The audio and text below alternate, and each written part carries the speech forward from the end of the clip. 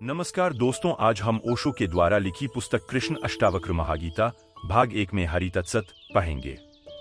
तो शुरू करते हैं। पहला प्रश्न। ओशो, आपने कल बताया कि तत्क्षण संबोधि सौन एनलाइटनमेंट किसी भी कार्य कारण के नियम से बंधा हुआ नहीं है, लेकिन यदि अस्तित्व में कुछ भी अकस्मात दुर्घटना की तरह नहीं घटता तो संबोधि जैसी महानतम घटना कैसे इस तरह घट सकती है। अस्तित्व में कुछ भी अकारण नहीं घटता, यह सच है, लेकिन अस्तित्व स्वयं अकारण है। परमात्मा स्वयं अकारण है, उसका कोई कारण नहीं है। संबोधि यानी परमात्मा, संबोधि यानी अस्तित्व। फिर और सब घटता है, परमात्मा घटता नहीं है। ऐसा कोई क्षण न था जब नहीं था, ऐसा कोई क्षण नहीं होगा जब नहीं होगा। और सब घटता है, आदमी घटता है, वृक्ष घटते हैं, पशु पक्षी घटते हैं, परमात्मा घटता नहीं, परमात्मा है। संबोधि घटती नहीं, संबोधि घटना नहीं है, अन्यथा अकारण घटती तो दुर्घटना हो जाती। संबोधि घटती नहीं है, संबोधि तुम्हारा स्वभाव है, संबोधि तुम हो, इसलिए तत्क्षण घट सकती है और अकारण घट सकती है। कहा है कि संबोधि जैसी महानतम घटना कैसे इस तरह घट सकती है। महानतम है इसीलिए। क्षुद्र तो सभी सकारण घटता है। अगर समाधि भी और ही वस्तुओं की तरह सकारण घटती होती तो वह भी क्षुद्र और साधारण हो जाती। पानी को 100 डिग्री तक गर्म करो, भाप बन जाता है। ऐसी ही अगर समाधि भी होती कि 100 डिग्री तक तपश्चर्या करो और समाधि घट जाती है तो विज्ञान की प्रयोगशाला में पकड़ ली जाएगी फिर तुम्हारी समाधि। फिर ज्यादा देर धर्म के बचने का कोई उपाय नहीं, क्योंकि जो भी सकारण घटता है वह विज्ञान के हाथ के भीतर आ ही जाएगा। जिसका कारण है वह विज्ञान की सीमा में घिर जाएगा। संबोधि अकारण है, इसलिए धर्म धर्म रहेगा, विज्ञान उसे कभी भी आच्छादित न कर सकेगा। जो भी सकारण घटता है सब धीरे धीरे वैज्ञानिक हो जाएगा। सिर्फ एक चीज रह जाएगी जो कभी वैज्ञानिक न होगी, वह स्वयं अस्तित्व है, क्योंकि अस्तित्व अकारण है, बस है। विज्ञान के पास उसका कोई उत्तर नहीं। विराट समग्र का कारण हो भी कैसे सकता है, क्योंकि जो भी है सब उसमें समाहित है, उसके बाहर तो कुछ भी नहीं। समाधि इसीलिए नहीं घटती क्योंकि क्षुद्र नहीं है, विराट है। तुमने पूछा है कि संबोधि जैसी महानतम घटना, महानतम इसीलिए है, उसके महान होने का और कोई कारण नहीं कि तुम्हारे क्षुद्र कार्य कारण के नियम के बाहर है। इतना पुण्य करो और समाधि घटती हो, इतना दान दो और समाधि घटती हो, इतना त्याग करो और समाधि घटती हो तो समाधि गणित के भीतर आ जाएगी, खाते भी में आ जाएगी, महान न रह जाएगी। अकारण घटती है। भक्त इसीलिए कहते हैं प्रसाद रूप घटती है, तुम्हारे घटाए नहीं घटती। बरसती है तुम पर अनायास, भेंट रूप प्रसाद रूप। फिर श्रम और चेष्टा जो हम करते हैं उसका क्या परिणाम। अगर अष्टावक्र तुम्हें समझ में आ जाते हो तब तो तुम व्यर्थ ही श्रम करते हो, तब तो तुम व्यर्थ ही अनुष्ठान करते हो। अनुष्ठान की कोई भी जरूरत नहीं, समझ पर्याप्त है। इतना समझ लेना कि परमात्मा तो है ही और उसकी खोज छोड़ देना। इतना समझ लेना कि जो हम हैं वह मूल से जुड़ा ही है, इसलिए जोड़ने की चेष्टा और दौड़ धूप छोड़ देनी है और मिलन घट जाएगा। मिलन घट जाएगा मिलने के प्रयास से नहीं, मिलने के प्रयास को छोड़ देने से। मिलने के प्रयास से तो दूरी बढ़ रही है। जितनी तुम मिलन की आकांक्षा करते हो उतना ही भेद बढ़ता जाता है। जितना तुम खोजने निकलते हो उतने ही खोते चले जाते हो, क्योंकि जिसे तुम खोजने निकले हो उसे खोजना ही नहीं है। जागकर देखना है, वह मौजूद है, वह द्वार पर खड़ा है, वह मंदिर के भीतर तुम्हारे भीतर विराजमान है। एक क्षण को उसने तुम्हें छोड़ा नहीं, एक क्षण को जुदा हुआ नहीं। जो जुदा नहीं हुआ, जिससे कभी विदाई नहीं हुई, जिससे विदाई हो ही नहीं सकती, उसे तुम खोज खोज कर खो रहे हो। तो तुम्हारे अनुष्ठानों का एक ही परिणाम हो सकता है कि तुम थक जाओ, कि तुम्हारी सारी चेष्टा एक दिन ऐसी जगह आ जाए कि चेष्टा कर करके ही तुम ऊब जाओ।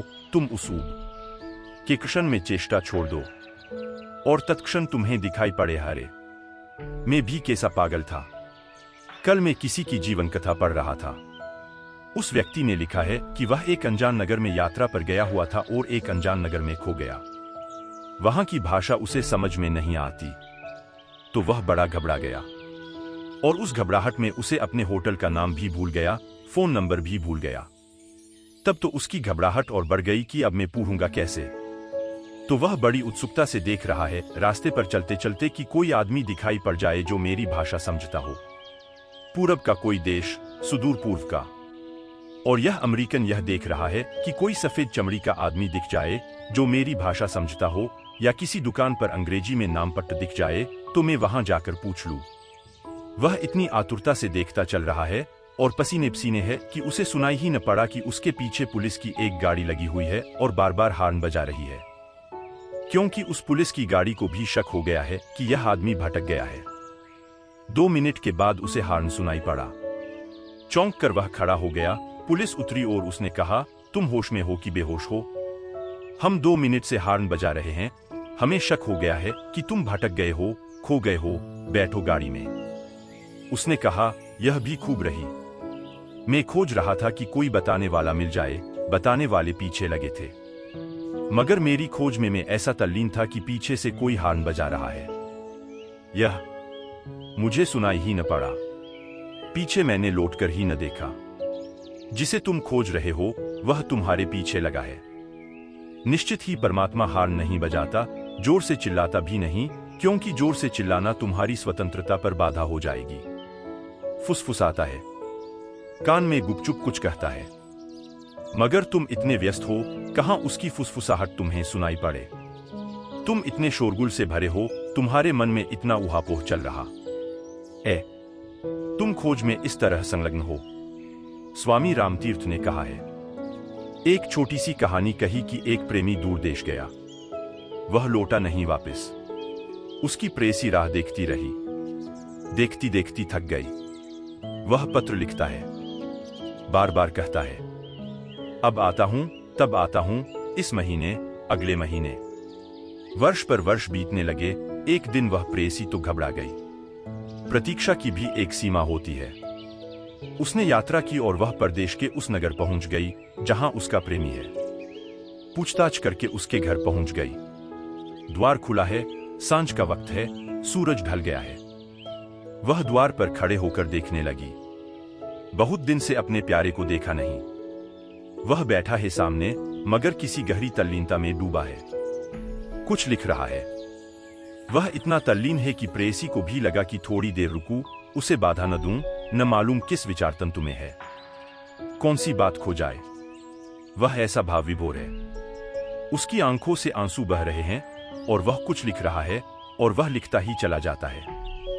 घड़ी बीत गई, 2 घड़ी बीत गई, तब उसने आंख उठाकर देखा। उसे भरोसा न आया, वह घबरा गया। वह अपनी प्रेयसी को ही पत्र लिख रहा था। इसी को पत्र लिख रहा था जो 2 घड़ी से उसके सामने बैठी थी और प्रतीक्षा कर रही थी कि तुम आंख उठाओ। उसे तो भरोसा न आया। वह तो समझा कि कोई धोखा हो गया, कोई भ्रम हो गया, शायद कोई आत्मसम्मोहन। मैं इतना ज्यादा भावातिरेक में भरा हुआ इस प्रेयसी के संबंध में सोच रहा था, शायद इसीलिए एक सपने की तरह वह दिखाई पड़ रही है। कोई भ्रम तो नहीं। उसने आंखें पोंछी। वह प्रेयसी हंसने लगी। उसने कहा कि क्या सोचते हो, मुझे क्या भ्रम समझते हो? वह कंप गया। उसने कहा, तू लेकिन आई कैसे और मैं तुझी को पत्र लिख रहा था। पागल, तूने रोका क्यों नहीं? तू सामने थी और मैं तुझी को पत्र लिख रहा था।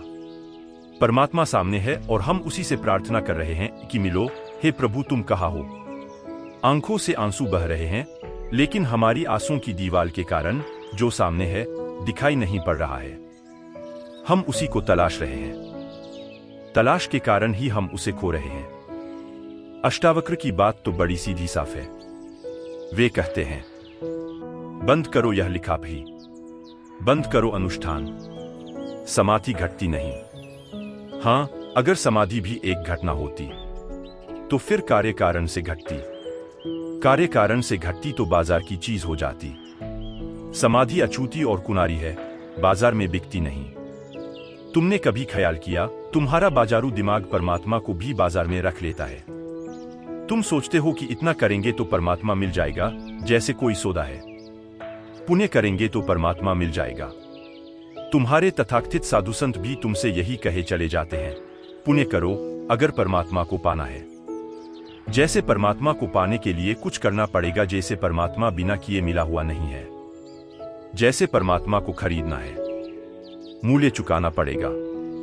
इतने पुण्य करो, इतनी तपश्चर्या, इतना ध्यान, इतना मंत्र जप, तब मिलेगा। बाजार में रख लिया तुमने, बिकने वाली एक चीज बना दी। खरीदार खरीद लेंगे। जिनके पास है पुण्य वे खरीद लेंगे, जिनके पास पुण्य नहीं है वे वंचित रह जाएंगे। पुण्य के सिक्के चाहिए, खनखनाओ पुण्य के सिक्के तो मिलेगा। अष्टावक्र कह रहे हैं, क्या पागलों जैसी बात कर रहे हो? पुण्य से मिलेगा परमात्मा? तब तो खरीदारी हो गई। पूजा से मिलेगा परमात्मा? तो तुमने तो खरीद लिया। प्रसाद कहां रहा? और जो कारण से मिलता है वह कारण अगर खो जाएगा तो फिर खो जाएगा। जो अगर कारण से मिलता हो तो कारण के मिट जाने से फिर छूट जाएगा। तुमने धन कमा लिया, तुमने खूब मेहनत की, तुमने खूब स्पर्धा की, बाजार में धन कमा लिया। लेकिन क्या तुम सोचते हो धन कमाया हुआ टिकेगा? चोर इसे चुरा सकते हैं। चोर का मतलब है जो तुमसे भी ज्यादा जीवन को दांव पर लगा देता है। दुकानदार भी मेहनत करता है, लेकिन चोर अपने जीवन को भी दांव पर लगा देता है। वह कहता है, लो हम मरने मारने को तैयार हैं, लेकिन लेकर जाएंगे। तो वह ले जाता है। जो कारण से मिला है वह तो छूट सकता है।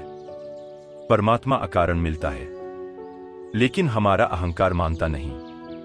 हमारा अहंकार कहता है अकारण मिलता है, तो इसका मतलब यह कि जिन्होंने कुछ भी नहीं किया उनको भी मिल जाएगा। यह बात हमें बड़ी कष्टकर मालूम होती है कि जिन्होंने कुछ भी नहीं किया उनको भी मिल जाएगा। वहां सामने अरूप बैठे हंस रहे हैं। वे कल मुझसे कह रहे थे कि कुछ करने का मन नहीं होता। मैंने कहा, चलो न करने में डूबो। परमात्मा को पाने के लिए करने की जरूरत क्या है? कहो भी तो भरोसा नहीं आता, क्योंकि हमारा मन कहता है बिना किए तो क्षुद्र चीजें नहीं मिलती। मकान नहीं मिलता, कार नहीं मिलती, दुकान नहीं मिलती, धन पद प्रतिष्ठा नहीं मिलती। परमात्मा मिल जाएगा बिना किए? भरोसा नहीं आता। करना तो पड़ेगा ही। कोई तरकीब होगी इसमें। इस न करने को भी करना पड़ेगा। इसलिए तो हम ऐसे ऐसे शब्द बना लेते हैं, कर्म में अकर्म, अकर्म में कर्म, मगर हम कर्म को डाल ही देते हैं। अकर्म में कर्म करेंगे इस भांति, मगर करेंगे जरूर बिना किए कहीं मिलेगा। मैं तुमसे कहता हूं, वही अष्टावक्र कह रहे हैं, मिला ही हुआ है। मिलने की भाषा ही गलत है। मिलने की भाषा में तो दूरी आ गई, जैसे छूट गया। छूट जाए तो तुम क्षण भर जी सकते हो। परमात्मा से छूट कर कैसे जियोगे? परमात्मा से छूट कर तो तुम्हारी वही गति हो जाएगी जो मछली की सागर से छूट कर हो जाती है। फिर मछली तो सागर से छूट भी सकती है, क्योंकि सागर के अलावा कुछ और स्थान भी है। लेकिन तुम परमात्मा से कैसे छूटोगे? भी है, बस वही है, सब जगह वही है, सब जगह उसी में है। तुम छूटोगे कहां? तुम जाओगे कहां? किनारा है कोई परमात्मा का? सागर ही सागर है, उसके बाहर होने का उपाय नहीं है। अष्टावक्र तुमसे कह रहे हैं कि तुम उससे कभी दूर गए ही नहीं हो, इसलिए घट सकता है अकारण। खोया ही न हो तो मिलना हो सकता है अकारण। संबोधि कोई घटना नहीं है, स्वभाव है। लेकिन ऐसा कहीं हो सकता है कि बिना किए प्रसाद बरस जाए? हम बड़े दीन हो गए हैं, दीन हो गए हैं जीवन के अनुभव से। यहां तो कुछ भी नहीं मिलता बिना किए, तो हम बड़े दीन हो गए हैं। हम तो सोच भी नहीं सकते कि परमात्मा और बिना किए मिल सकता है। हमारी दीनता सोच नहीं सकती। हम दीन नहीं हैं। इसलिए तो जनक कहते हैं कि अहो मैं आश्वर्य हूं, मुझको मेरा नमस्कार, मुझको मेरा नमस्कार। इसका अर्थ हुआ कि भक्त और भगवान दोनों मेरे भीतर हैं। दो कहना भी ठीक नहीं, एक ही मेरे भीतर है। भूल से उसे मैं भक्त समझता हूं, जब भूल छूट जाती है तो उसे भगवान जान लेता हूं। ऐसा ही समझो कि तुम्हारे कमरे में तुमने 2 कुर्सियां ले जाकर रखीं, फिर और 2 कुर्सियां ले जाकर रखीं। गलती से तुमने जोड़ ली 5, मगर कमरे में तो 4 ही हैं। तुम चाहे गलती से 5 जोड़ो, चाहे 6, चाहे 50 जोड़ो, तुम्हारे गलत जोड़ने से कमरे में कुर्सियां 5 नहीं होती, कुर्सियां तो 4 ही हैं। तुम चाहे 3 जोड़ो, चाहे 5 जोड़ो, तुम्हारा 3-5 तुम जानो। कुर्सियों को इससे कोई फर्क नहीं पड़ता, कुर्सियां तो 4 ही हैं। यह तुम जो सोच रहे हो कि परमात्मा को खोजना है, यह तुम्हारा 3-5 है। परमात्मा तो मिला ही हुआ है, कुर्सियां तो 4 ही हैं। जब भी गणित ठीक बैठ जाएगा तुम कहोगे, अहो पहले 5 कुर्सियां थीं, अब 4 हो गईं, ऐसा तुम कहोगे। तुम कहोगे बड़ी भूल हो रही थी, कुर्सियां तो सदा से 4 थीं, मैंने 5 जोड़ ली थीं। भूल सिर्फ जोड़ने की थी। भूल अस्तित्व में नहीं है, भूल केवल स्मरण में है। भूल अस्तित्व में नहीं है, भूल केवल तुम्हारे गणित में है। भूल ज्ञान में है, इसलिए अष्टावक्र कहते हैं कुछ करने का सवाल नहीं है। 5 कुर्सियों को 4 करने के लिए एक कुर्सी बाहर नहीं ले जानी है, या 3 तुमने जोड़ी हैं तो 4 करने को एक बाहर से नहीं लानी है, कुर्सियां तो 4 ही हैं। सिर्फ भूल है जोड़ तोड़ की। जोड़ तोड़ ठीक बिठा लेना है। तो जब जोड़ ठीक बैठ जाएगा तब तुम क्या कहोगे कि अकारण 3 से कुर्सियां 4 हो गईं, अकारण 5 से 4 हो गईं? नहीं, तब तुम हंसोगे। तुम कहोगे होने की तो बात ही नहीं, वे थी ही भूल, सिर्फ हम सोचने की कर रहे थे, सिर्फ भूल मन की थी, अस्तित्व की नहीं थी। भक्त तुम अपने को जानते हो यह जोड़ की भूल, इसलिए तो जनक कह सके हो मेरा मुझको नमस्कार।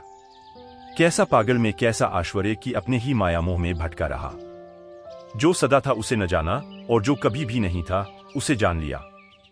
रस्सी में सांप देखा, सीपी में चांदी देखी, किरणों के जाल से मरुद्यान के भ्रम में पड़ गया, जल देख लिया। जो नहीं था देखा, जो था वह इस माया में झूठे भ्रम में छिप गया और दिखाई न पड़ा। संबोधि महान घटना है क्योंकि घटना ही नहीं है। संबोधि महान घटना है क्योंकि कार्यकारण के बाहर है। संबोधि घटी ही हुई है। तुम्हें जिस क्षण तैयारी आ जाए, तुम्हें जिस क्षण हिम्मत आ जाए, जिस क्षण तुम अपनी दीनता छोड़ने को तैयार हो जाओ, और जिस क्षण तुम अपना अहंकार छोड़ने को तैयार हो जाओ, उसी क्षण घट जाएगी। न तुम्हारे तप पर निर्भर है, न तुम्हारे जप पर निर्भर है। जब तक में मत खोए रहना। मैं एक घर में मेहमान हुआ एक बार, तो वह पूरा घर पुस्तकों से भरा था। मैंने पूछा कि बड़ा पुस्तकालय है? घर के मालिक ने कहा बड़ा पुस्तकालय नहीं है, बस इन सब किताबों में राम राम लिखा है। बस मैं जन्म भर से यही कर रहा हूं, पुस्तकें खरीदता हूं, राम राम राम राम दिन भर लिखता रहता हूं। इतने करोड़ बार लिख चुका हूं, इसका कितना पुण्य होगा? आप तो कुछ कहें, इसका क्या पुण्य होगा? इसमें पाप भला हो। इतनी कापियां बच्चों के काम आ जाती स्कूल में, तुमने खराब कर दी, तुम पूछ रहे हो पुण्य? तुम्हारा दिमाग खराब है। यह राम राम लिखने से किताबों में उनको बड़ा धक्का लगा, क्योंकि संत और भी उनके यहां आते रहते थे। वे कहते थे यह बड़े पुण्यशाली हो। इतनी बार राम लिख लिया, इतनी बार माला जप ली, इतनी बार राम का स्मरण कर लिया, रे एक बार करने से आदमी स्वर्ग पहुंच जाता है। तुमने इतना कर लिया, मुझसे नाराज हुए, तो फिर मुझे कभी दोबारा नहीं बुलाया। यह आदमी किस काम का जो कहता है पाप हो गया? उनको बड़ा धक्का लगा। उन्होंने कहा आप हमारे भाव को बड़ी चोट पहुंचाते हैं। तुम्हारे भाव को चोट नहीं पहुंचाता, सिर्फ इतना ही कह रहा हूं कि यह क्या पागलपन है। राम राम लिखने से क्या मतलब? जो लिख रहा है उसको पहचानो, वह राम है, उसको कहां के काम में लगाए हुए हो, राम राम लिखवा रहे हो। बोलो राम को फंसा दो, बिठा दो कि लिखो, छोड़ो धनुष बाण, पकड़ो कलम, लिखो राम राम। यह कहां फिर रहे हो सीता की तलाश में, और यह क्या कर रहे हो? तो पाप होगा कि पुण्य?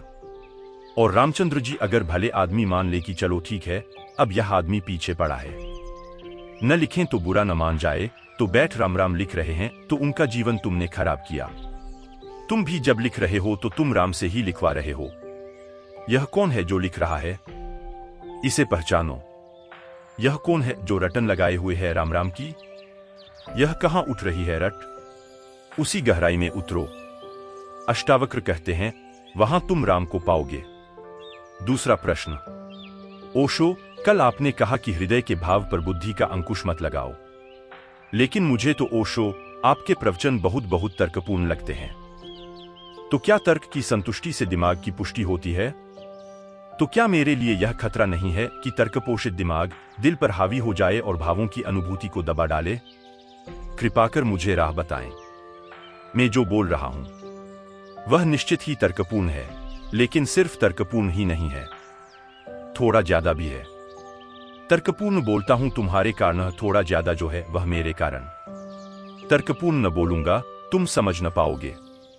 वह जो तर्कातीत है वह न बोलूंगा तो बोलूंगा ही नहीं, बोलने में सार क्या फिर। तो जब मैं बोल रहा हूं तो मेरे बोलने में दो हैं, तुम हो और मैं हूं, सुनने वाला भी है और बोलने वाला भी है। अगर मेरा बस चले तब तो मैं तर्कातीत ही बोलूं, तर्क बिल्कुल छोड़ दूं, लेकिन तब तुम मुझे पागल समझोगे। तब तुम्हारी समझ में कुछ भी ना आएगा। तब तो तुम्हें लगेगा यह तो तर्कशून्य शोरगुल हो गया। तुम्हारी तर्कसरणी में बैठ सके इसलिए तर्कपूर्ण बोलता हूं। लेकिन अगर उतना ही तुम्हें समझ में आए तो तुम बेकार आए और गए। ऐसा समझो कि जैसे चम्मच में हम दवा भरते हैं और तुम्हारे मुंह में डाल देते हैं, चम्मच नहीं डाल देते। तर्क की चम्मच में जो तर्कातीत है वह डाल रहा हूं। तुम चम्मच मत गटक जाना, नहीं तो और झंझट में पड़ जाओगे। चम्मच का उपयोग कर लो, लेकिन चम्मच में जो भरा है उस रस को पियो। तर्क की तो चम्मच है, तर्क का तो सहारा है, क्योंकि तुम अभी इतनी हिम्मत में नहीं हो कि तर्कातीत को सुन सको। अगर तर्कातीत ही सुनना है तो पक्षियों के गीत सुनकर भी वही काम हो जाएगा जो अष्टावक्र की गीता सुनने से होता है। वे तर्कातीत हैं।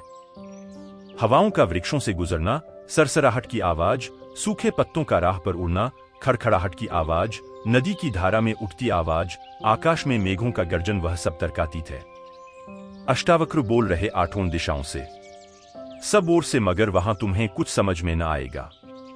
यह चिड़ियों की चहचहाहट तुम कितनी देर सुन सकोगे? तुम कहोगे हो गई बकवास, थोड़ा बहुत सुन लो, ठीक है, लेकिन इस चहचहाहट में कुछ अर्थ तो है ही नहीं। वह जो तर्कातीत है वह तो चिड़ियों की चहचहाहट जैसा ही है, लेकिन तुम्हारे तक पहुंचाने के लिए सेतु बनाता हूं तर्क का। अब अगर तुम सेतु को ही पकड़ लो और मंजिल को भूल जाओ, शब्द को ही पकड़ लो और शब्द से जो पहुंचाया था वह भूल जाओ, तो तुम कंकड़ पत्थर बीन कर चले गए जहां से हीरे जवाहरात से झोली भर सकते थे। मित्र ने पूछा है, हृदय के भाव पर बुद्धि का अंकुश मत लगाओ, ऐसा आप कहते हैं। निश्चित, बुद्धि से समझो, लेकिन हृदय को मालिक रहने दो। बुद्धि को गुलाम बनाओ, हृदय को मालिक के सिंहासन पर विराजमान करो। नीकर बहुत दिन सिंहासन पर बैठ चुका है। बुद्धि के लिए तुम नहीं जीते हो, जीते तो हृदय के लिए हो। इसलिए तो बुद्धि से कभी भराव नहीं आता। कितने ही बड़े गणितज्ञ हो जाओ, उससे थोड़े ही हृदय को शांति मिलेगी। और कितने ही बड़े तर्कनिष्ठ विचारक हो जाओ, उससे थोड़े ही प्रफुल्लता जगेगी। और कितना ही दर्शन शास्त्र इकट्ठा कर लो, उससे थोड़े ही समाधि बनेगी। हृदय मांगेगा प्रेम, हृदय मांगेगा प्रार्थना। हृदय की अंतिम मांग तो समाधि की रहेगी कि लाओ समाधि, लाओ समाधि। यह बुद्धि ज्यादा से ज्यादा समाधि के संबंध में तर्कजाल ला सकती है, समाधि के संबंध में सिद्धांत ला सकती है, लेकिन सिद्धांतों से क्या होगा? कोई भूखा बैठा है, तुम पाकशास्त्र देते हो उसे कि इसमें सब लिखा है, पढ़ लो, मजा करो। वह पढ़ता भी है कि भूख लगी है। चलो शायद यही काम करे। बड़े बड़े सुस्वादु भोजनों की चर्चा है, कैसे बनाओ, कैसे तैयार करो, मगर इससे क्या होगा? वह पूछता है कि पाकशास्त्र से क्या होगा? भोजन चाहिए, भूखे को भोजन चाहिए, प्यासे को पानी चाहिए। तुम प्यासे आदमी को लिख कर दे दो उसको लगी है प्यास, और तुम लिख कर दे दो H2O, यह पानी का सूत्र। वह आदमी कागज लेकर बैठा रहेगा, क्या होगा? ऐसे ही तो लोग राम राम लिए बैठे हैं। सब मंत्र H2O जैसे हैं। निश्चित ही पानी ऑक्सीजन और हाइड्रोजन से मिलकर बनता है, लेकिन कागज पर H2O लिखने से प्यास नहीं बुझती। तर्क से समझो, हृदय से पियो। तर्क का सहारा ले लो, लेकिन बस सहारा ही समझना, उसी को सब कुछ मत मान लेना। मालिक हृदय को रहने दो। प्रेम और प्रार्थना में, पूजा और अर्चना में, ध्यान और समाधि में बुद्धि बाधा न दे, इसका स्मरण रखना। सहयोगी जितनी बन सके उतना शुभ है। इसलिए तो तर्क के सहारे तुमसे बोलता हूं कि तुम्हारी बुद्धि को फुसला लूं, राजी कर लूं। तुम 2 कदम राजी होकर हृदय की तरफ चले जाओ। वहां थोड़ा सा भी स्वाद आ जाएगा तो मगन हो जाओगे। फिर तुम खुद ही बुद्धि की चिंता छोड़ दोगे। स्वाद जब आ जाता है तो शब्दों की कौन फिक्र करता है? लेकिन मुझे तो ओशो आपके प्रवचन बहुत बहुत तर्कपूर्ण लगते हैं। वे तर्कपूर्ण हैं। मेरी पूरी चेष्टा है कि तुमसे जो कहूं वह तर्कपूर्ण हो, ताकि तुम राजी हो सको मेरे साथ चलने को। एक बार राजी हो गए, फिर तो गड्ढे में गए, फिर तो तुम्हारी पटरी उतार दूंगा। एक बार राजी भर हो जाओ, एक बार हाथ में हाथ आ जाए, फिर कोई चिंता नहीं है। एक दफे तुम्हारा हाथ हाथ में आ गया तो तुम ज्यादा देर हाथ के बाहर न रहोगे। पहुंचा पकड़ा, फिर कलाई पकड़ ली, फिर आदमी गया। तो तर्क से तो पहला संबंध बनाता हूं, क्योंकि वहां तुम जी रहे हो, वहीं से संबंध बन सकता है, वहां तुम हो। इसलिए मेरे पास नास्तिक भी आ जाते हैं, मुझसे नास्तिक भी राजी हो जाते हैं। मुझसे नास्तिक को कोई झगड़ा नहीं होता, क्योंकि मैं नास्तिक की भाषा बोलता हूं। मगर वह तो जाल है, वह भाषा तो जाल है। वह तो ऐसे ही है जैसे हम मछली पकड़ने जाते हैं तो कांटे पर आटा लगा देते हैं। वह तो आटा है। अगर बचना हो तो आटे ही से बच जाना, क्योंकि आटा मुंह में लिया तब पता चलेगा कि यह तो कांटा था। तर्क तो आटा है, तर्कातीत कोटा है। तुम्हें फुसलाते हैं। कड़वी भी दवा पिलानी हो तो शक्कर की परत चढ़ाते हैं। छोटे छोटे बच्चों जैसी हालत है आदमी की, वह शक्कर के रस में कड़वी दवा भी गटक जाता है। जहर भी पी सकते हो तुम, लेकिन अगर सीधा ही तुम्हारे सामने तर्कातीत को खड़ा कर दिया जाए तो तुम भाग खड़े होगे। तुम कहोगे, नहीं, इस पर तो हमारी बुद्धि को भरोसा नहीं आता। तो मैं तुम्हारी बुद्धि को भरोसा लाना चाहता हूं। लेकिन अगर वहीं तुम रुक गए और तुमने सोचा कि आ गया बुद्धि को भरोसा, अब घर जाएं, तो तुम चूक गए। तो तुमने ऐसा समझो कि दवा के ऊपर तो चढ़ी शक्कर थी, उसको तो उतार कर पी लिया और दवा को फेंक दिया। तर्क की संतुष्टि से क्या दिमाग की पुष्टि होती है? तुम पर निर्भर है। अगर सिर्फ तर्क ही तर्क को सुनोगे तो दिमाग की पुष्टि होगी, लेकिन तर्कों के बीच में अगर तुमने अतर्क को भी थोड़ा सा जाने दिया, बूंद बूंद सही, तो वह बूंद तुम्हारे मस्तिष्क में हृदय की क्रांति को उपस्थित कर देगी। यह तुम पर निर्भर है। कुछ लोग हैं जो सिर्फ तर्क ही तर्क को सुनते हैं। जो तर्क के बाहर पड़ता है उसे वे हटा देते हैं।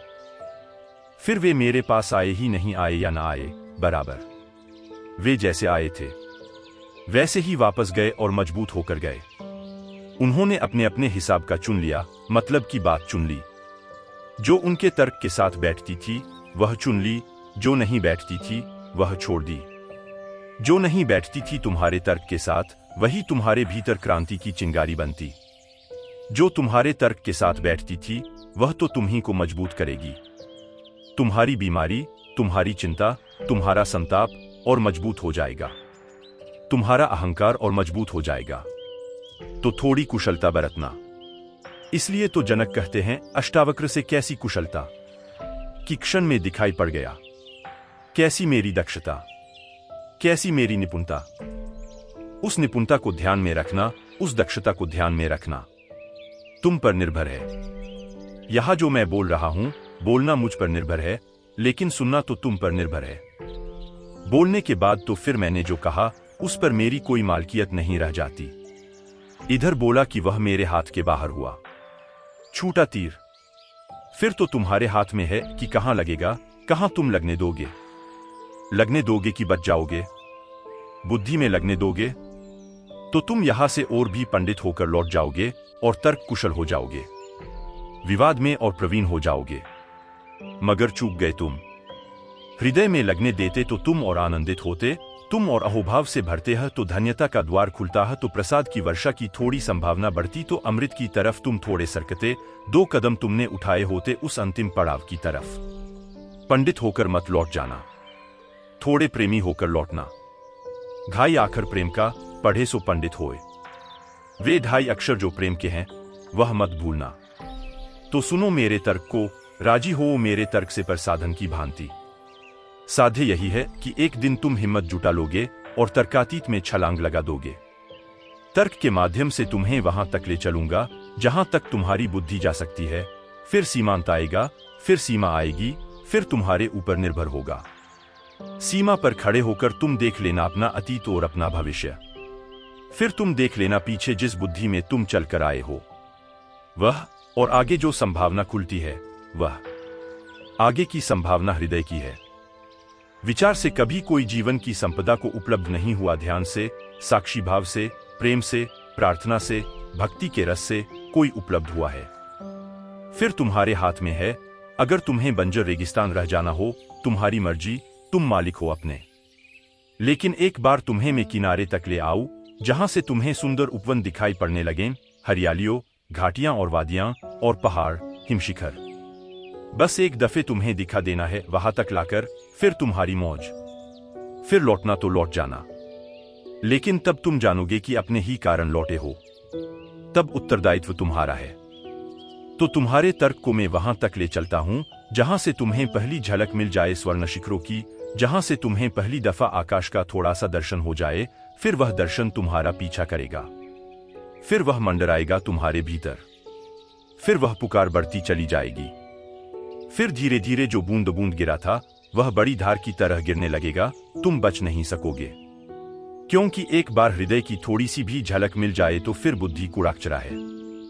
जब तक झलक नहीं मिली तब तक कुड़ाकचरा ही हीरा जवाहरात मालूम होता है। क्या मेरे लिए यह खतरा नहीं है कि तर्क पोषित दिमाग दिल पर हावी हो जाए? खतरा है, जरा सजगता रखना। हम चाहें तो राह में पड़े हुए पत्थर को बाधा बना सकते हैं और वहीं रुक जाएं, और हम चाहें तो राह में पड़े पत्थर को सीढ़ी बना सकते हैं, उस पर चढ़ जाएं और पार हो जाएं। तुम पर निर्भर है कि तुम तर्कपोषित मस्तिष्क को बाधा बनाओगे कि सीढ़ी बनाओगे। जिन्होंने सीढ़ी बनाई वे महायात्रा पर निकल गए, जिन्होंने बाधा बना ली वे डबरे बनकर रह गए। नास्तिक एक डबरा है, आस्तिक सागर की तरफ दौड़ती हुई सरिता है। नास्तिक सड़ता है। जैसे ही पानी की धारा बहने से रुक जाती है वैसे ही सड़ांध शुरू हो जाती है। पानी निर्मल होता है जब बहता रहता है, लेकिन बहने के लिए तो सागर चाहिए, नहीं तो बहोगे क्यों? बहने के लिए परमात्मा चाहिए, नहीं तो बहोगे क्यों? कुछ है ही नहीं पाने को, कुछ है ही नहीं होने को, जो हो गया बस वही काफी है। इसे ख्याल रखना। दुनिया में दो तरह के लोग हैं। दुनिया दो तरह के वर्गों में विभाजित है। एक वर्ग है जो बाहर की चीजों से कभी संतुष्ट नहीं, यह मकान तो दूसरा चाहिए, इतना धन तो और धन चाहिए, यह स्त्री तो और तरह की स्त्री चाहिए, जो बाहर की चीजों से कभी संतुष्ट नहीं, और भीतर जिसके भीतर कोई असंतोष नहीं। भीतर जिसके भीतर असंतोष उठता ही नहीं, बस बाहर ही बाहर असंतोष है। यह सांसारिक आदमी है। फिर एक और दूसरी तरह का आदमी है जो बाहर जो भी है उससे संतुष्ट है, लेकिन भीतर जो है उससे संतुष्ट नहीं है। उसके भीतर एक ज्वाला है, एक दिव्य असंतोष। वह सतत प्रक्रिया में, सतत रूपांतरण में, सतत क्रांति में जीता है। तर्कनिष्ठता तुम्हारी क्रांति में सहयोगी बने, तुम्हें रूपांतरित करे, इतना ख्याल रखना। जहां तर्क पत्थर बनने लगे और क्रांति में रुकावट डालने लगे, वहां तर्क को छोड़ना, क्रांति को मत छोड़ना। मैं कह सकता हूं, अंतिम निर्णय तुम्हारे हाथ में है। अक्ल की सतह से कुछ और उभर जाना था, इश्क को मंजिले परस्ती से गुजर जाना था। ये तो क्या कहिए, चला था मैं कहां से हमदम। मुझको ये भी न था मालूम किधर जाना था। बुद्धि को कुछ भी पता नहीं है कि कहां जाना है, इसलिए बुद्धि कहीं जाती ही नहीं, घूमती रहती है कोल्हू के बैल की तरह। कोल्हू का बैल देखा? आंख पर पट्टी बंधी रहती, घूमता रहता है।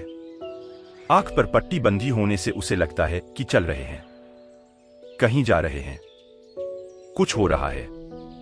तुमने देखा तुम कैसे घूम रहे हो? वही सुबह, वही उठना, वही दिन का काम, वही सांझ, वही रात, वही सुबह, फिर वही सांझ। यूं ही उम्र तमाम होती है, फिर सुबह होती है, फिर शाम होती है। एक कोल्हू के बेल की तरह तुम घूमते चले जाते हो। ये तो क्या कहिए, चला था मैं कहां से हमदम। मुझको ये भी न था मालूम किधर जाना था। अक्ल की सतह से कुछ और उभर जाना था, इश्क को मंजिले परस्ती से गुजर जाना था। जब तुम बुद्धि की सतह से थोड़ा ऊपर उठते हो तब आकाश में उठते हो। पृथ्वी छूटती है, सीमा छूटती है, असीम आता है, बंधन गिरते, मोक्ष की थोड़ी झलक मिलती। इश्क को मंजिले परस्ती से गुजर जाना था। फिर एक ऐसी घड़ी भी आती है, भले तो बुद्धि से तुम हृदय की तरफ आते हो, फिर एक ऐसी घड़ी आती है हृदय से भी गहरे जाते हो। इश्क को मंजिले परस्ती से गुजर जाना था। फिर प्रेम प्रेम पात्र से भी मुक्त हो जाता है। फिर भक्त भगवान से भी मुक्त हो जाता है। फिर पूजक पूजा से भी मुक्त हो जाता है। तो पहले तो तर्क से चलना है प्रेम की तरफ, और फिर प्रेम से चलना है शून्य की तरफ। उस महाशून्य में ही हमारा घर है। बुद्धि में तुम हो, हृदय में तुम्हें होना है। इसलिए बुद्धि से मैं शुरू करता हूं। हृदय की तरफ तुम्हें ले चलता हूं। जो हृदय में पहुंच गए हैं उनको वहां भी नहीं बैठने देता। उनको कहता हूं चलो आगे और आगे, हर नए क्षण को पुराने की तरह। एक परिचित प्रीति गाने की तरह वक्ष में भर, तार पर तार बोते चलो, और बीती रागिनी रीते नहीं इस तरह हर तार के होते चलो। नए कदम अज्ञात में, अनजान में, अपरिचित में उठाना है। परिचित में ही मत अटके रह जाना। बुद्धि का क्या अर्थ होता है? तुमने सोचा कभी? जो तुम जानते हो उसका जोड़। बुद्धि का क्या अर्थ होता है? इतना ही कि तुम्हारा अतीत का संग्रह। बुद्धि में वही तो संग्रहित है जो तुमने सुना, पढ़ा, जाना, अनुभव किया। जो हो चुका वही तो संग्रहित है। जो अभी होने को है उसका तो बुद्धि को कोई भी पता नहीं। तो बुद्धि तो अतीत है, जा चुका, मृत। बुद्धि तो राख है।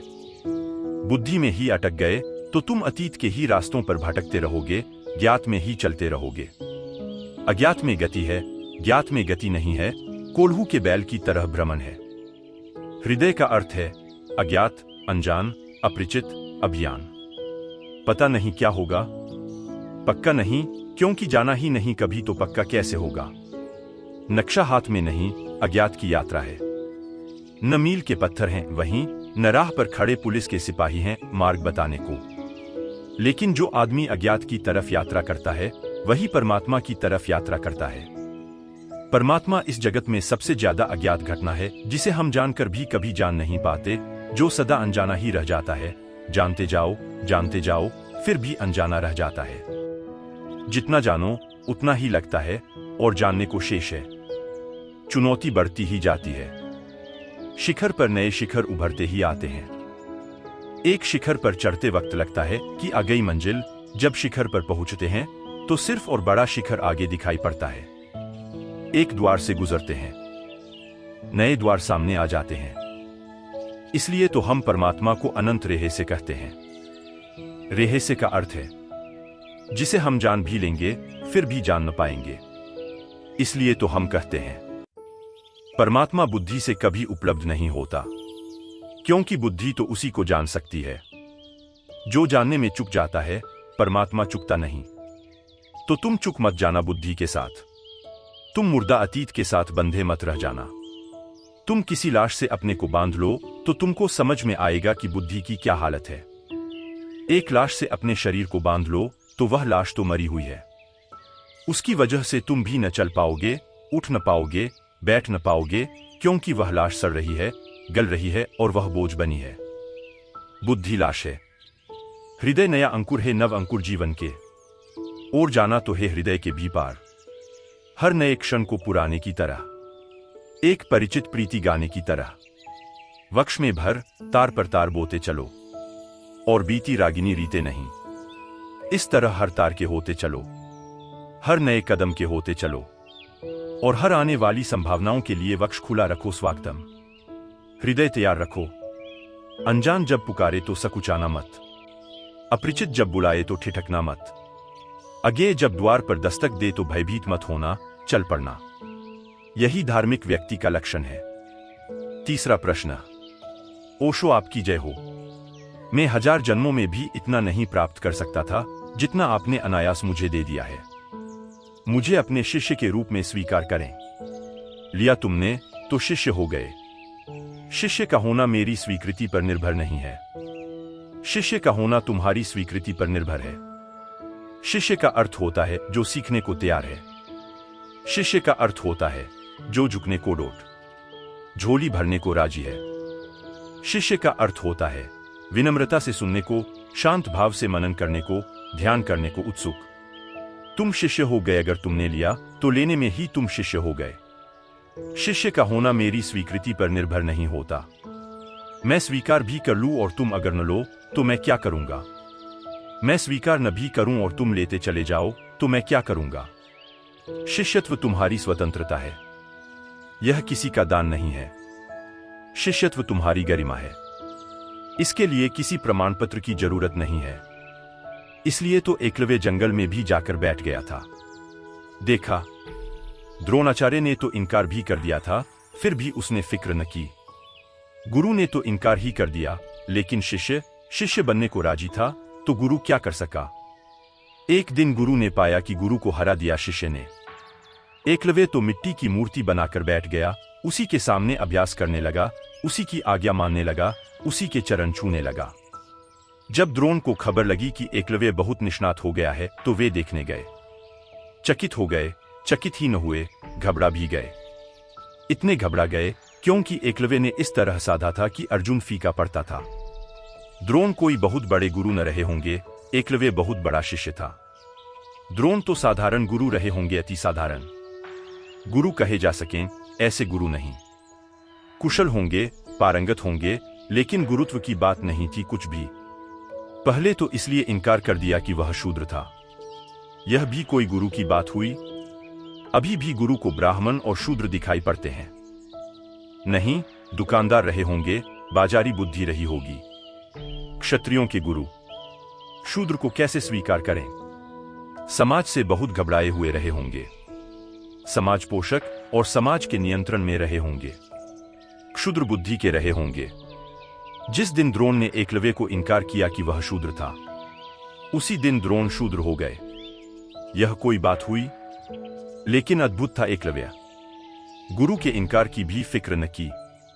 उसने तो मान लिया था, हृदय में गुरु बात हो गई थी।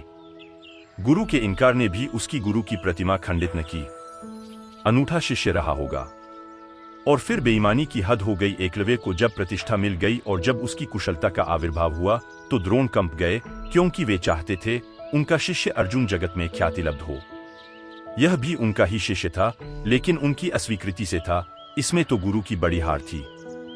गुरु जिसको सिखाकर, प्राणपण लगाकर, सारी चेष्टा में संलग्न थे, वह भी फीका पड़ रहा था इस आदमी के सामने जिसने सिर्फ मिट्टी की अंगड़ प्रतिमा बना ली थी अपने ही हाथों से, और उसी के सामने अभ्यास कर करके कुशलता को उपलब्ध हुआ था। उससे अंगूठा मांग लिया। बड़ी आश्चर्य की बात है, दीक्षा देने को तैयार न हुए थे, दक्षिणा लेने पहुंच गए। लेकिन अद्भुत शिष्य रहा होगा एकलव्य, जिसने दीक्षा देने से इनकार कर दिया था। उसको उसने दक्षिणा देने से इनकार न किया। एकलव्य जैसा शिष्य ही शिष्य है। उसने तत्क्षण अपना अंगूठा काट कर दे दिया। दाहिने हाथ का अंगूठा मांगा था, चालबाजी थी, राजनीति थी कि अंगूठा कट जाएगा तो एकलव्य की धनुर्विद्या व्यर्थ हो जाएगी। ये द्रोण निश्चित ही दुष्ट प्रकृति के व्यक्ति रहे होंगे। गुरु तो दूर, इनको सज्जन कहना भी कठिन है। यह भी क्या चाल खेली और भोले भाले शिष्य से खेली। और फिर भी हिंदू द्रोण को गुरु माने चले जाते हैं, गुरु कहे चले जाते हैं। सिर्फ ब्राह्मण होने से थोड़े ही कोई ब्राह्मण होता है। ब्राह्मण था एकलव्य और द्रोण शूद्र थे। उनकी वृत्ति शूद्र की है। उस ब्राह्मण एकलव्य ने काट कर दे दिया अपना अंगूठा, जरा भी नानुचन की। यह भी न कहा कि यह क्या मांगते हैं आप। देते वक्त इनकार किया था, तुमसे मैंने कुछ सीखा भी नहीं है। नहीं, लेकिन यह बात ही गलत थी। यह तो उसके मन में भी न उठी। उसने तो कहा, सीखा तुम ही से है। तुम्हारे इनकार करने से क्या फर्क पड़ता है। सीखा तो तुम ही से है। तुम इनकार करते रहे, फिर भी तुम ही से सीखा। देखो, तुम्हारी प्रतिमा बनाए बैठा हूं तो तुम्हारा ऋणी हूं। अंगूठा मांगते हो, अंगूठा तो क्या प्राण भी मांगो तो दे दूंगा। अंगूठा दे दिया। शिष्य होना तुम पर निर्भर है। यह किसी की स्वीकृति की बात नहीं। तो अगर तुम्हें लगता है कि खूब तुम्हें मिला तो बात हो गई। इसी भाव में गहरे बने रहना। शिष्य का भाव कभी खोना मत, तो अपूर्व तुम्हारा विकास होगा, मिलता ही चला जाएगा। शिष्यत्व तो सीखने की कला है। चौथा प्रश्न। ओशो, सुना था कि शराब कड़वी होती है और सीने को जलाती है, पर आपकी शराब का स्वाद ही कुछ और है। तो जिस शराब से तुम परिचित रहे, वह शराब न रही होगी, क्योंकि शराब न तो कड़वी होती और न सीने को जलाती। और जो सीने को जलाती है और कड़वी है, वह शराब का धोखा है, शराब नहीं। तो तुम्हें शराब का पहली दफे ही स्वाद आया। अब झूठी शराब में मत उलझना। अब तुम पहली दफा मधुशाला में प्रविष्ट हुए। अब अपने हृदय को पात्र बनाना और जी भरकर पी लेना, क्योंकि इसी पीने से क्रांति होगी। यह शराब विस्मरण नहीं लाएगी, यह शराब स्मरण लाएगी। वह शराब भी क्या जो बेहोश बना दे। शराब तो वही जो होश में ला दे। यह शराब तुम्हें जगाएगी। यह शराब तुम्हें उससे परिचित कराएगी जो तुम्हारे भीतर छिपा बैठा है। यह शराब तुम्हें तुम बनाएगी। बाहर से शायद तुम दूसरे लोगों को पियक्कर मालूम पड़ो, घबराना मत। तुम्हारी मस्ती शायद बाहर के लोग गलत भी समझें, पागल समझें, बेहोश समझें। तुम फिक्र मत करना, कसौटी तुम्हारे भीतर है। अगर तुम्हारा होश बढ़ रहा हो तो दुनिया कुछ भी समझे, तुम फिक्र मत करना। मजाज की कुछ पंक्तियां हैं। मेरी बातों में मसीहाई है। लोग कहते हैं कि बीमार हूं मैं, खूब पहचान लो असरार हूं मैं, जिनसे उल्फत का तलबगार हूं मैं, इश्क ही इश्क है दुनिया मेरी, फितना अवल से बेजार हूं मैं, ऐब जो हाफिजो ख़याम में था हाँ कुछ उसका भी गुनहगार हूं मैं। जिंदगी क्या है, गुनाह आदम जिंदगी है, तो गुनहगार हूं मैं, मेरी बातों में मसीहाई है। लोग कहते हैं कि बीमार हूं मैं। जीसस को भी लोग बीमार ही कहते थे, मसीहा तो बड़ी मुश्किल से कहा। सुकरात को भी लोग पागल ही कहते थे, तभी तो जहर दिया। मंसूर को लोगों ने बुद्धिमान थोड़े ही माना, अन्यथा फांसी लगाते। और अष्टावक्र की कथा तो मैंने तुमसे कही, खुद बाप ही इतने नाराज हो गए कि अभिशाप दे दिया कि 8 अंगों से तिरछा हो जा। जीसस तो 33 साल जमीन पर रहे, तब सूली लगी। सुकरात तो बूढ़ा होकर मरा, तब जहर दिया गया। महावीर और बुद्ध पर पत्थर फेंके गए, ठीक, लेकिन अष्टावक्र की तो पूछो, अभी जन्मा भी नहीं और अभिशाप मिला। अभी गर्भ में ही था कि जीवन विकृत कर दिया गया। और किसी दूसरे ने किया होता तो भी ठीक था, क्षमायोग्य था, खुद अपने ही बाप ने कर दिया। जो जन्म देने जा रहा था वही नाराज हो गया। ज्ञान की बात लोगों को जमती नहीं, ज्ञान की बात लोगों को कष्ट देती है। मस्ती में आया हुआ आदमी लोगों को बेचैनी से भरता है। तुम दुखी हो, किसी को कोई अड़चन नहीं, मजे से दुखी रहो। लोग कहते हैं दिल खोल कर दुखी रहो, कोई हर्जा नहीं। बिल्कुल जैसा होना चाहिए वैसा हो रहा है। तुम हंसे कि लोग बेचैन हुए, हंसी स्वीकृत नहीं है। लोगों को शक होता है कि पागल हुए। कहीं होशियार आदमी हंसते हैं, कहीं समझदार आदमी हंसते देखे, कहीं बुद्धिमान आदमियों को नाचते देखा, गीत गुनगुनाते देखा। बुद्धिमान आदमी गंभीर होते, लंबे उनके चेहरे होते, उदास उनकी वृत्ति होती। उनको हम साधु संत कहते, महात्मा कहते। जितना रुग्ण आदमी हो उतना बड़ा महात्मा हो जाता है। मुर्दे की तरह कोई बैठ जाए, रुग्ण दीनहीन लोग कहते हैं। कैसी तपश्चर्या, कैसा त्याग। एक गांव में मैं गया था। कुछ लोग एक महात्मा को ले आए मुझसे मिलाने। वे कहने लगे, बड़े अद्भुत हैं, भोजन तो कभी कभार लेते हैं, सोते भी ज्यादा नहीं, बड़े शांत हैं, बोलते करते भी ज्यादा नहीं, और तपश्चर्या का ऐसा प्रभाव कि चेहरा कुंदन जैसा निखर आया है, स्वर्ण जैसा। जब वे लाए तो मैंने कहा, इस आदमी को क्यों तुम परेशान किए हो? यह बीमार है। यह चेहरा कुंदन जैसा नहीं है, यह केवल भूखा प्यासा आदमी है। चेहरा पीला पड़ गया है, अनीमिया हो गया है। तुम महात्मा समझ रहे हो और यह बोले क्या खाक। इसमें बोलने की शक्ति भी नहीं है। यह आदमी थोड़ा मूढ़ प्रवृत्ति का मालूम होता है।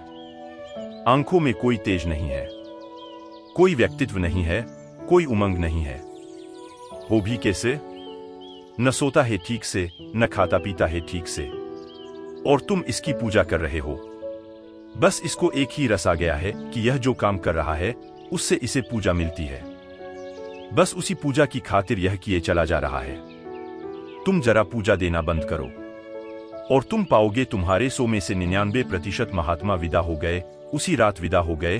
तुम पूजा देना बंद करो, क्योंकि वे पूजा की खातिर सब तरह की नासमझियां कर रहे हैं। तुम जो करवाओ वही कर रहे हैं। तुम कहो बाल लोचो तो वे बाल लोच रहे हैं, केशलूच कर रहे हैं। तुम कहो नंगे रहो तो वे नंगे खड़े हैं।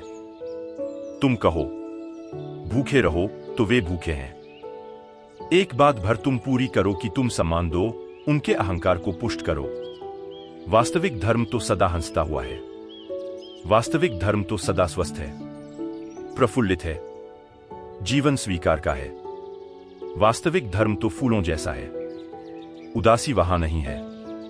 उदासी को लोग शांति समझते हैं, उदासी शांति नहीं है। शांति तो बड़ी गुनगुनाती होती है, शांति तो बड़ी मगन होती है। शांति तो बड़ी शराबी है, पैर लड़खड़ाते हैं, एक मस्ती घेरे रहती है। चलते जमीन पर हैं और जमीन पर नहीं चलते, आकाश में चलते हैं। जैसे पंख उगाते हैं, अब उड़े तब उड़े की हालत होती है। ठीक हुआ, अगर मेरी शराब का स्वाद आ जाए तो असली शराब का स्वाद आ गया। अब किसी और मधुशाला में जाने की जरूरत न पड़ेगी। खूब पहचान लो असरार हूं मैं, जिनसे उल्फत का तलबगार हूं मैं। बस एक ही प्यास रखो जिनसे उल्फत प्रेम नाम की वस्तु की। बस एक ही मांग रखो प्रेम नाम की वस्तु। बस एक ही प्यास रखो जिनसे उल्फत प्रेम नाम की वस्तु की। बस एक ही मांग रखो प्रेम नाम की वस्तु, जिनसे उल्फत का तलबगार हूं मैं। इश्क ही इश्क है दुनिया मेरी, और तुम्हारी सारी दुनिया, और तुम्हारा सारा अस्तित्व प्रेम में हो जाए बस काफी है। फितना अक्ल से बेजार हूं मैं, और बुद्धि के उपद्रव को छोड़ो, उतरो प्रेम की छाया में। इश्क ही इश्क है दुनिया मेरी, फितना अक्ल से बेजार हूं मैं। ऐब जो हाफिजो क़याम में था, हाँ कुछ उसका भी गुनहगार हूं मैं। ऐब जो बुराई हाफिज और ख़याम में थी, उमर ख़याम में। बस एक ही प्यास रखो जिनसे उल्फत प्रेम नाम की वस्तु की। बस एक ही मांग रखो प्रेम नाम की वस्तु, जिनसे उल्फत का तलबगार हूं मैं। इश्क ही इश्क है दुनिया मेरी, और तुम्हारी सारी दुनिया, और तुम्हारा सारा अस्तित्व प्रेम में हो जाए बस काफी है। फितना अक्ल से बेजार हूं मैं, और बुद्धि के उपद्रव को छोड़ो, उतरो प्रेम की छाया में। इश्क ही इश्क है दुनिया मेरी, फितना अक्ल से बेजार हूं मैं। ऐब जो हाफिजो क़याम में था, हाँ कुछ उसका भी गुनहगार हूं मैं। ऐब जो बुराई हाफिज और ख़याम में थी, उमर ख़याम में। आदमी शराब पीता है दुख के कारण, दुख कम हो जाए तो शराब कम हो जाए। आदमी शराब पीता है अपने को भुलाने के लिए, क्योंकि इतनी चिंताएं हैं, इतनी तकलीफें हैं, इतनी पीड़ा है, इन भुलाएं तो क्या करें। अगर चिंता, दुख, पीड़ा कम हो जाए तो आदमी की शराब कम हो जाए। और एक अनूठी घटना मैंने घटते देखी। कई बार कुछ शराबियों ने आकर मुझसे संन्यास ले लिया, फंस गए भूल में। सोचकर यह आए कि यह आदमी तो कुछ मना करता ही नहीं है, कि पियो कि न पियो, कि खाओ कि यह न खाओ, वह न खाओ, कोई हर्जा नहीं। वे बड़े प्रसन्न हुए। उन्होंने कहा कि आपकी बात हमें बिल्कुल जंचती है, यह किसी ने बताई ही नहीं। लेकिन जैसे जैसे ध्यान बढ़ा, जैसे जैसे सन्यास का रंग छाया, वैसे वैसे उनके पैर मधुशाला की तरफ जाने बंद होने लगे। दूसरी मधुशाला पुकारने लगी। एक शराबी ने 6 महीने ध्यान करने के बाद मुझे कहा कि पहले मैं शराब पीता था क्योंकि मैं दुखी था, तो दुख भूल जाता था। अब मैं थोड़ा सुखी हूं, शराब पीता हूं, तो सुख भूल जाता है। अब बड़ी मुश्किल हो गई, सुख तो कोई भुलाना नहीं वाहता। यह आपने क्या कर दिया? मैंने कहा, अब तुम चुन लो। वह कहने लगा कि अब शराब पी लेता हूं तो ध्यान खराब हो जाता है, नहीं तो ध्यान की धीमी धीमी धारा भीतर बहती रहती है, शीतल शीतल मंद मंद बयार बहती रहती है। शराब पी लेता हूं तो 2-4 दिन के लिए ध्यान की धारा अस्त व्यस्त हो जाती है, फिर बामुश्किल संभाल पाता हूं। अब बड़ी मुश्किल हो गई है। तो मैंने कहा, अब तुम चुन लो, तुम्हारे सामने है। ध्यान छोड़ना है, ध्यान छोड़ दो, शराब छोड़नी है, शराब छोड़ दो। दोनों साथ तो चलते नहीं। तुम्हें दोनों साथ चलाना हो, साथ चला लो।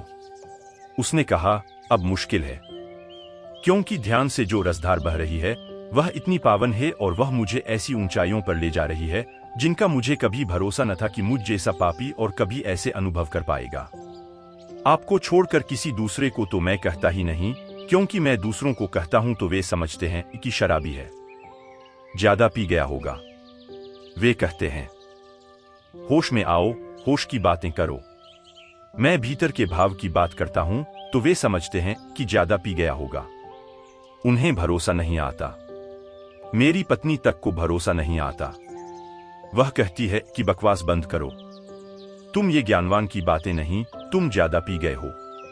मैं कहता हूं, मैंने आज महीने भर से छुई नहीं है, तो आपसे ही कह सकता हूं। वह शराबी कहने लगा, आप ही समझेंगे। और अब छोड़ना मुश्किल है ध्यान।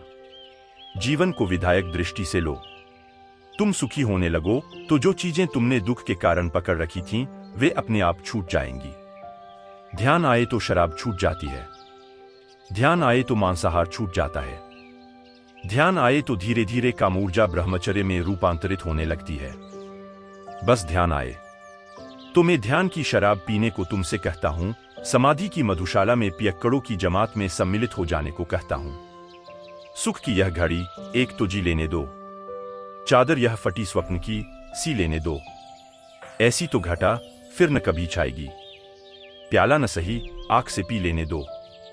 इस सत्संग में तुम पियो प्याला न सही, आंख से। इस सत्संग में तुम पियो, इस सत्संग से तुम मदहोश होकर लौटो। लेकिन यह जो मदहोशपन है, इसमें तुम्हारा होश न खोए। मस्ती हो और भीतर होश का दिया जला हो। ऐसी तो घटा फिर न कभी छाएगी। प्याला न सही, आंख से पी लेने दो। 5वां प्रश्न। ओशो, क्या धारणा और स्वसुझाव या ऑटोसजेशन एक ही हैं? धारणा और स्वभाव या बोध में क्या भेद है? रामकृष्ण परमहंस की काली क्या सर्वथा धारणा की बात थी या उनका अपना अस्तित्व है? विभूति या भगवान के साथ संवाद क्या संभव नहीं है? धारणा और सुझाव, ऑटोसजेशन एक ही बात है। ऑटोसजेशन वैज्ञानिक नाम है, धारणा का दोनों में कोई भेद नहीं। और स्वभाव और धारणा बड़ी भिन्न बात है। स्वभाव तो वही है जो सभी धारणाओं के छूट जाने पर प्रकट होता है। स्वभाव तो वही है जब तुम्हारे मन से सभी विचार और सभी धारणाएं तिरोहित हो जाती हैं, तब उसका दर्शन होता है। स्वभाव की धारणा नहीं करनी होती। एक सन्यासी मेरे घर मेहमान हुए तो वे सुबह सांझ बैठकर बस एक ही धारणा करते, अहं ब्रह्मास्मि, में ब्रहा हूं। मैं देह नहीं, मैं मन नहीं, मैं ब्रहा हूं। ऐसा 2-4 दिन मैंने उन्हें सुना। मैंने कहा कि अगर तुम हो तो हो, यह बार बार क्या दोहराते हो? अगर नहीं हो तो बार बार दोहराने से क्या होगा? भ्रांति हो सकती है। बार बार पुनरुक्ति करने से अहम ब्रह्मास्मि, ऐसा पुनरुक्ति करते रहो तो भ्रांति हो सकती है कि हो गए ब्रह्मा, लेकिन यह भ्रांति स्वभाव का दर्शन नहीं है। अगर तुम्हें पता है कि तुम ब्रह्मा हो तो दोहरा क्या रहे हो? अगर कोई पुरुष रास्ते पर दोहराता चले कि मैं पुरुष हूं, मैं पुरुष हूं, तो सभी को शक हो जाएगा कि कुछ गड़बड़ है। लोग कहेंगे रुको, कुछ गड़बड़ है, यह क्या दोहरा रहे हो? अगर हो तो बात खत्म हो गई। शक है तुम्हें कुछ? अहम ब्रह्मास्मि, इसको दोहराना थोड़े ही है। यह तो एक बार का उद्घोष है। यह तो बोध की एक बार उठी उद्घोषणा है। बात खत्म हो गई। यह कोई मंत्र थोड़े ही है। मंत्र तो सुझाव ही है। मंत्र शब्द का अर्थ भी सुझाव होता है। इसलिए तो हम सलाह देने वाले को डोट, सुझाव देने वाले को मंत्री कहते हैं। मंत्र यानी सुझाव, बार बार दोहराना। बार बार दोहराने से मन पर एक लकीर खिंचती जाती है और उस लकीर के कारण हमें भ्रांतियां होने लगती हैं। रामकृष्ण को जो काली के दर्शन हुए, क्या सर्वथा धारणा की बात थी? सर्वथा धारणा की बात थी। न कहीं कोई काली है, न कहीं कोई पीली। सब मन की धारणा है और सब धारणाएं गिरनी चाहिए। इसलिए तो जब रामकृष्ण की काली की धारणा गिर गई तो उन्होंने कहा, अंतिम बाधा गिर गई। अपनी ही धारणा थी। और जब रामकृष्ण ने तलवार उठाकर अपनी काली की धारणा को काटा तो क्या तुम सोचते हो खून वगैरह निकला? कुछ नहीं निकला। धारणा भी झूठी थी, तलवार भी झूठी थी, झूठ से झूठ की टकराहट हुई, कुछ और हुआ नहीं। विभूति या भगवान के साथ संवाद क्या संभव नहीं है? नहीं। जो भी संवाद तुम करोगे वह कल्पना होगी, क्योंकि जब तक तुम हो तब तक भगवान नहीं, और जब भगवान है तब तुम नहीं। संवाद कैसे होगा? संवाद के लिए तो दो चाहिए। तुम और भगवान साथ साथ खड़े हो तो संवाद हो सकता है। जब तक तुम हो तब तक कहां भगवान, और जब भगवान है तब तुम कहां? प्रेमगली अति सांकरिता में दो न समाए। उस गली में दो तो नहीं समाते, एक ही बचता है। संवाद कैसा? संवाद के लिए तो दो चाहिए, कम से कम दो तो चाहिए ही। तो तुम जिससे बातें कर रहे हो वह तुम्हारी ही कल्पना का जाल है, वह वास्तविक भगवत्ता नहीं। भगवत्ता जब घटती है तो संवाद नहीं होता, निनाद होता है, संवाद नहीं। एक जिसको पूरब के मनीषियों ने अनाहत नाद कहा है वह होता है। एक गुनगुनाहट पर एक में ही होती है, वह गुनगुनाहट कोई दूसरे से बातचीत नहीं हो रही है। वह ओंकार की ध्वनि का उठना है, लेकिन वह किसी दूसरे से बातचीत नहीं हो रही है। दूसरा तो कोई बचता नहीं। कभी किसी भक्त ने भगवान का दर्शन नहीं किया। जब तक भगवान का दर्शन होता रहता है तब तक भक्त भी मौजूद है, तब तक कल्पना का ही दर्शन है। इसलिए तो ईसाई जीसस से मिल लेता है, जैन महावीर से मिल लेता है, हिंदू राम से मिल लेता है। तुमने कभी हिंदू को जीसस से मिलते देखा? भूल चूक से कहीं रास्ते पर जीसस मिल जाए, मिलते ही नहीं। जो अपनी धारणा में नहीं है वह मिलेगा कैसे? तुमने कभी ईसाई को कहते देखा कि बैठे बैठे थे ध्यान करने और बुद्ध भगवान प्रकट हो गए? वे होते ही नहीं। वे होंगे कैसे? जिसका बीज धारणा में नहीं है वह कल्पना में कैसे होगा? जो तुम्हारी धारणा है उसी का कल्पना विस्तार हो जाता है। अष्टावक्र का सूत्र तो यही है कि तुम सब धारणाओं, सब मान्यताओं, सब कल्पनाओं, सब प्रक्षेपों से मुक्त हो जाओ, सब अनुष्ठान मात्र से। अनुष्ठान मात्र बंधन है। जब कोई भी नहीं बचता तुम्हारे भीतर भक्त न भगवान, एक शून्य विराजमान होता है। उस शून्य में अहर्निश एक आनंद की वर्षा होती है। उस घड़ी कैसा संवाद, कैसा विवाद नहीं, सब संवाद कल्पना के ही हैं। कभी रात मुझे घेरती है, कभी मैं दिन को टेरता हूं, कभी एक प्रभा मुझे हेरती है, कभी मैं प्रकाशकण बिखेरता हूं। कैसे पहचाने कब प्राणस्वर मुखर है, कब मन बोलता है? मैं तुमसे कहूंगा पहचान सीधी है। जब भी कुछ बोले मन ही बोलता है, जब भी कुछ दिखाई पड़े मन ही दिखाई पड़ता है, जब कुछ भी दिखाई न पड़े, कुछ भी न बोले, तब जो बचा वही अमन है, वही समाधि है। जब तक अनुभव हो तब तक मन है। इसलिए परमात्मा का अनुभव ये शब्द ठीक नहीं, क्योंकि अनुभव मात्र तो मन के होते हैं, अनुभव मात्र तो द्वंद्व और द्वैत के होते हैं, दुई के होते हैं। जब अद्वैत बचा तो कैसा अनुभव? इसलिए आध्यात्मिक अनुभव यह शब्द ठीक नहीं है। जहां सब अनुभव समाप्त हो जाते हैं वहां अध्यात्म है। नहीं तो तुम खेल खेलते रह सकते हो। यह खेल धूप छाया का खेल है। जो तुम श्रद्धा नमन बनो तो मैं सुरभित चंदन बन जाऊं, यदि तुम पावन प्रतिमा हो तो मैं जीवन का अर्घ्य चढ़ाऊं। तुम तो छिपे सीप मोती से मैं सागर का ज्वार बन गया, जो तुम स्वाति बूंद बन बरसों में सो सावन पी जाऊं। अंजुरी भर सपनों की आशा खोज रही जीवन परिभाषा, जो तुम मंगलदीप बनो तो मैं जीवन की ज्योति जलाऊं। मौन साधातुर अभिलाषा खोल रही नैनों की भाषा, जो तुम चरण धरो धरनी पर मैं मोतिन से हंस चुगाऊं। कस्तूरी मृग की सी छलना झूला रही मायावी पलना, जो तुम मांसदीप धरो तो मैं सौ बंधन बन जाऊं। पर यह सब कल्पना का खेल है। खेलना हो खेलो, सुखद कल्पना का खेल है। बड़ा प्रतिकर, बड़ा रस भरा, पर है कल्पना का खेल। इसे सत्य मत मान लेना। सत्य तो वहां है जहां न में न तू। सत्य तो वहां है जहां द्वि गई, द्वंद्व गया, द्वैत गया, बचा एक एक ओंकार सतनाम। आखिरी प्रश्न।